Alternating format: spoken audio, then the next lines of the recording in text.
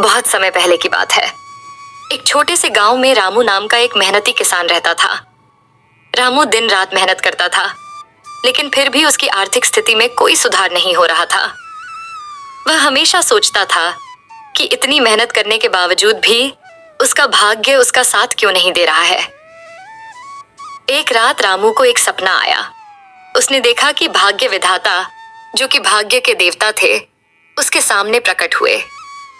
भाग्य विधाता ने रामू से कहा कि उसका भाग्य पहले से ही लिखा हुआ है और चाहे वह कितना भी मेहनत कर ले, उसे केवल वही मिलेगा जो उसके भाग्य में लिखा है। रामू यह सपना देखकर जाग गया और सोच में पड़ गया। रामू ने निश्चय किया कि वह भाग्य विधाता के मंदिर जाएगा, जो कि एक दूरस्थ पहाड़ी की चोटी पर स्थित था। यात्रा कठिन थी, लेकिन रामू का निश्चय अडिग था।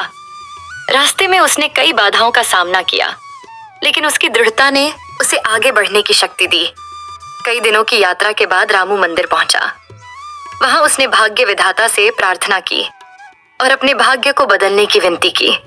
रामू की श्रद्धा और संकल्प से प्रभावित होकर भाग्य विधाता उसके सामने प्रकट। भाग्य विधाता ने रामू से कहा कि जबकि भाग्य का अपना महत्व है, लेकिन व्यक्ति की मेहनत और कर्म भी उसके भाग्य को प्रभावित कर सकते हैं। इस दिव्य संदेश से प्रेरित होकर रामू अपने गांव लौट आया। उसने पहले से भी अधिक मेहनत करनी शुरू कर दी, लेकिन इस बार उसके मन में सकारात्मकता और विश्वास था कि उसकी मेहनत का फल अवश्य मिलेगा।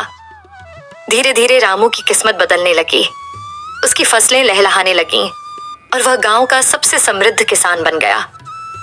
गांव वाले रामू के इस परिवर्तन से हैरान थे और उन्होंने एक महत्वपूर्ण सीख ली।